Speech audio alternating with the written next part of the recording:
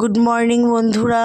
আজকে আমি বাঙালির ভীষণ একটা সুস্বাদু আর প্রিয় শীতের খাবার নিয়ে চলে এসেছি, পাটিসাপটা, যেটা মানে প্রত্যেকটা বাঙালিরই পছন্দের একটা খাবার।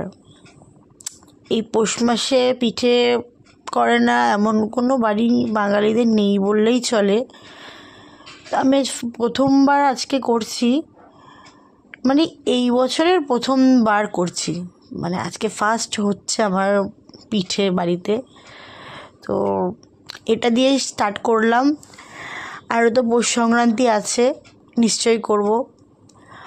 পাটিসাপটাটা করছি আজকে, আমি করছি হচ্ছে এটাকে গুঁড়ো সন্দেশটা দিয়ে করছি। অনেকেই খোয়া ক্ষীর, আর যেটা কমন হচ্ছে নারকেলের পুর দিয়ে করা।